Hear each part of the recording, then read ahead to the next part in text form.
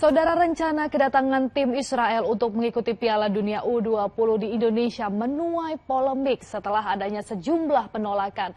Lalu sebagai tuan rumah Piala Dunia U20, apakah pemerintah Indonesia memiliki wewenang untuk mengatur daftar peserta termasuk nasib tim Israel U20?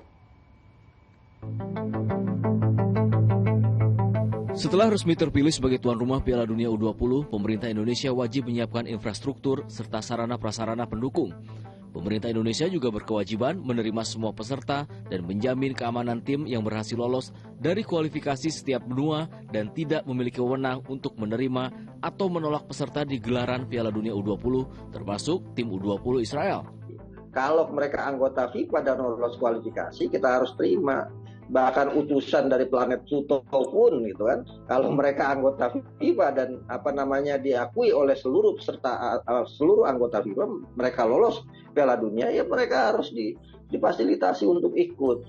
Nah, hal ini harus dipahami oleh seluruh masyarakat Indonesia. Ketika kita mencalonkan diri menjadi tuan rumah Piala Dunia, kita harus menerima konsekuensi apapun dan siapapun yang lolos Piala Dunia, tanpa kemudian mendikotomikan antara kepentingan politik dengan kepentingan olahraga. Akmal Marhali juga menegaskan, lolosnya Israel ke Piala Dunia U20 Indonesia bukan karena kebijakan politik, melainkan melalui tahapan kualifikasi yang diatur oleh FIFA. Piala Dunia ini adalah kegiatan olahraga, bukan kegiatan politik. Israel lolos ke Piala Dunia U20 bukan karena kebijakan politik, tapi berdasarkan kualifikasi yang syarat dan ketentuannya sudah ditetapkan bersama seluruh anggota FIFA. Siapapun yang lolos harus diterima sebagai peserta, dan itu tidak ada penolakan dari seluruh anggota FIFA. Guru Besar Hukum Internasional Universitas Indonesia Hikmahanto Juwana menilai penolakan tim U20 Israel untuk bermain di Piala Dunia U20 Indonesia sama sekali tak mendasar.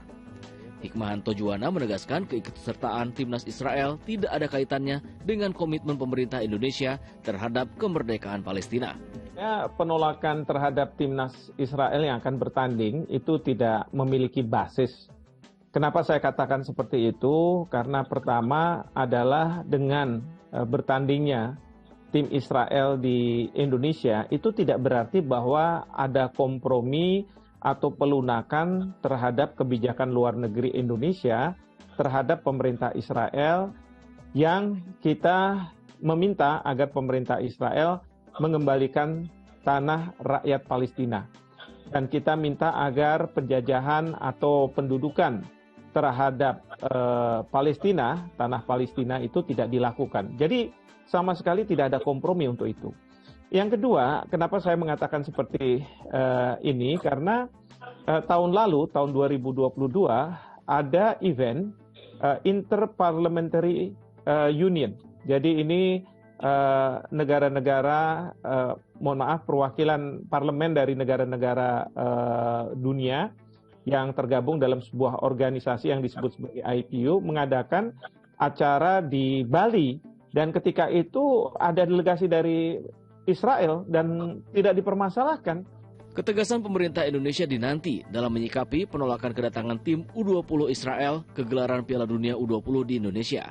Penolakan yang saat ini terjadi bukan hanya mengancam status tuan rumah Indonesia, namun juga dapat memicu sederet sanksi dari organisasi dunia. Glenn Joshua melaporkan dari Jakarta.